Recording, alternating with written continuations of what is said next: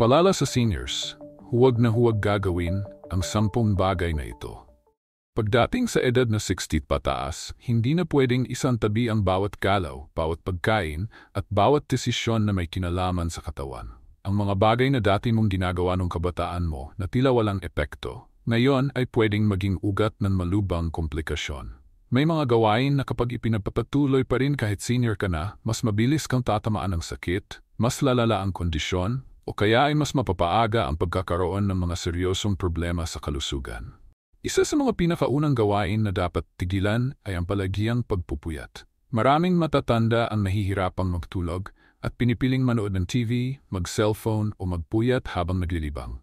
Pero ang hindi nila alam, habang tumatanda ang katawan, mas kailangan nito ang sapat at maayos na tulog para makapag-repair ng organs, ma-regulate ang hormones, at mapanatili ang maayos na memorya.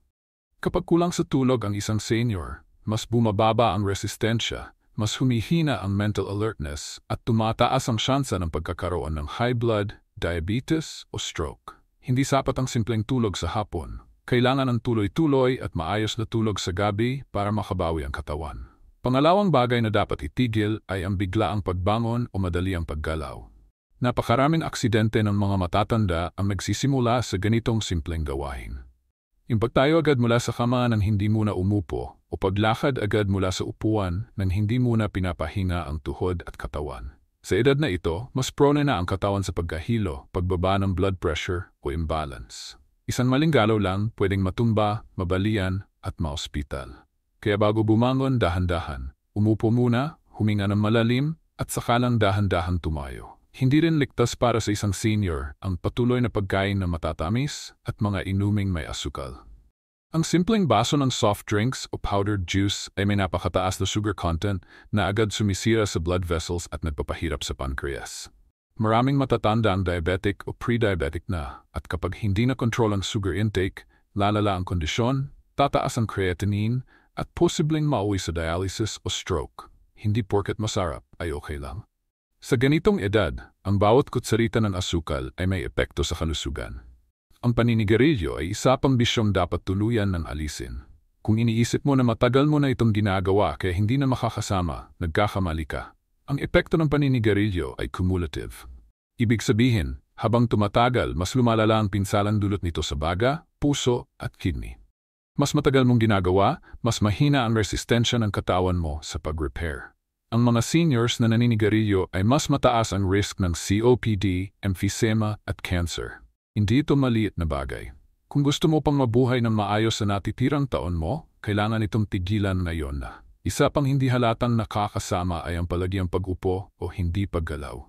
Maraming matatanda ang naistuck sa bahay, nakaupo buong araw, nanonood ng TV, naglalaro ng cellphone o simpleng nakatunganga. Akala nila hindi naman nakakapagod kaya okay lang. Pero ang totoo, ang sedentary lifestyle ay isang tahimik na pumatay. Kapag hindi nagagalaw ang katawan, bumabagal ang blood circulation, tumataas ang chance ng blood clots, humihina ang mga muscles at joints, at bumababa ang metabolismo. Kaya kahit simpleng lakad sa loob ng bahay, pag-stretching o pagbuhat ng magaan ay malaking bagay na para hindi tuluyang lumanta ang katawan. Hindi rin ligtas ang patuloy na pag-inom ng over-the-counter na gamot na walang guidance ng doktor. Minsan, nasanay na ang senior sa pag-inom ng pain reliever, pampatulog, o kahit herbal supplement na walang sapat na kaalaman kung safe pa ito sa kidney, liver, o sa maintenance meds na tinitake nila. Tandaan habang tumatanda, mas mahina na ang atay at bato sa pag-filter ng toxins. Kapag isinabay ang iba't ibang gamot ng walang proper guidance, maaring magsimula ang problema sa liver function, blood pressure, o pagkasira ng kidney. Marami ring seniors ang hindi kumakain ng tama. May mga araw na sobra at may mga araw na halos walang gana. Ang hindi pantay na pagkain, lalo na kung kulang sa protina, gulay at hydration, ay pwedeng magpalala ng muscle loss, anemia, at energy depletion. Hindi sapat ang paniniwala na konti lang ang kailangan ko kasi matanda na ako.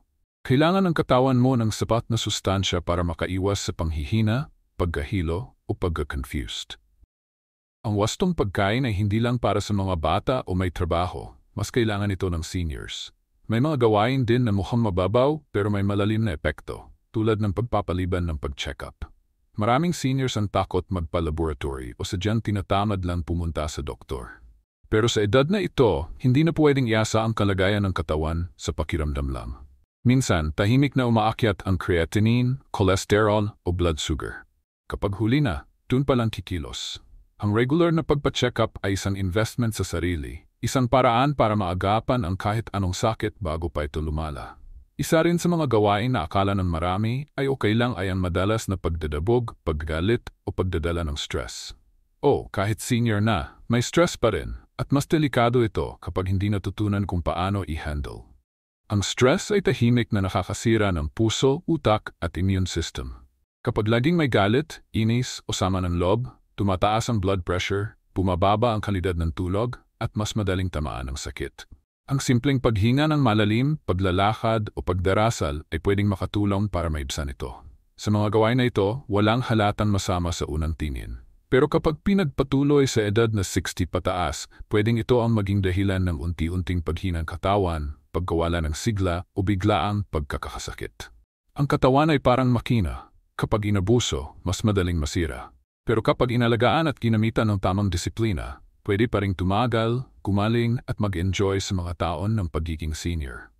Marami rin sa mga seniors ang hindi na malayang nagiging matigas ang ulo pagdating sa pag-inom ng tubig. Kapag sinabihan ng doktor na uminom ng sapat na tubig, ang iba ay agad nag-aalangan. May ilan na sinasadyang bawasan ng tubig para hindi raw mapadalas ang pag-ihi, lalo na kung mahina na ang tuhod o hirap ng tumayo. Pero ang kakulangan sa tubig ay hindi simpleng issue ng pag-ihi. Ito ay direktang nakaapekto sa kidneys, sa blood pressure, at sa buong metabolic function ng katawan. Kapag dehydrated ang katawan, mas concentrated ang ihi, mas maraming toxins ang naipon, at mas nahihirapan ang kidney na magsala ng dumi sa dugo. Kung walang fluid restriction na ibinigay ng doktor, huwag kailanman pababayaan ang pag-inom ng tubig. Maaring simpleng bagay lang ito, pero malaking tulong sa pangmatagalang kalusugan. Isa pang gawain na dapat tigilan ay ang sobrang pag-aalaga ng iba habang pinapabayaan ang sarili. Maraming matatanda, lalo na ang mga lolo't lola, ang inuuna pa rin ang kapakanan ng mga anak, apo o ibang miyembro ng pamilya. Walang masama sa pagmamahal, pero kapag palagi mo na lang inuuna ang iba at nakakalimutan mo alagaan ang sarili mong kalusugan, pahamak ang kasunod. Hindi mo kailangan isakripisyo ang sarili para mag-alaga ng iba. Sa edad mo ngayon, kailangan mo unahin ang pagpapahinga, tamang kain, pag-inom ng gamot at pagkonsulta sa doktor. Dahil kung ikaw ay biglang tamaan ng sakit o mahulog ang katawan, sino pa ang maiwan sa kanila? Marami rin ang patuloy pa rin namumuhay ng walang routine. Walang tamang oras ng gising, walang consistent na oras ng pagkain, walang schedule ng ehersisyo o pag-inom ng gamot. Sa kabataan, pwedeng makalusot ito.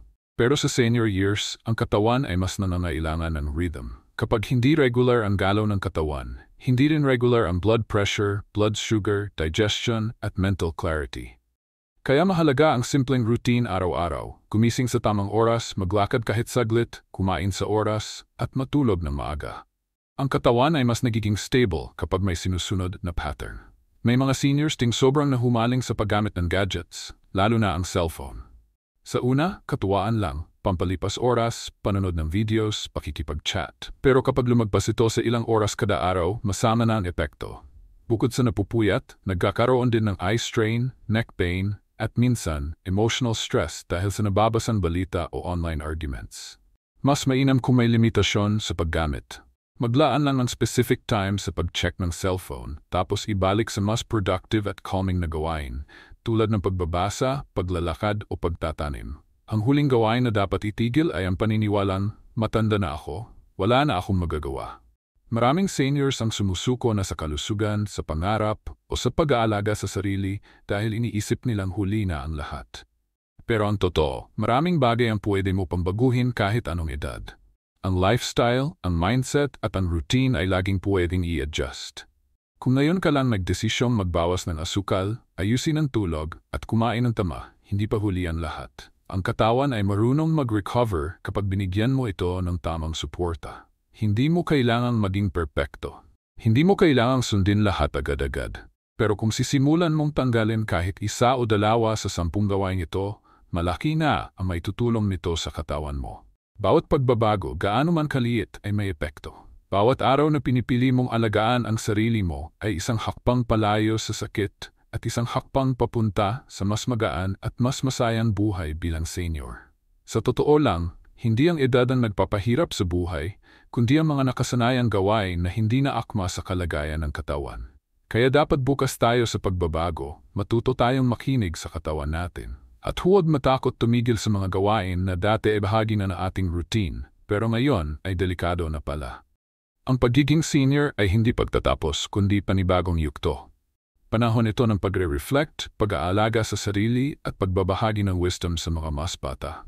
Pero paano mo magagawa ito kung ikaw mismo ay laging may sakit, laging pagod, at laging hindi inaalagaan ang katawan?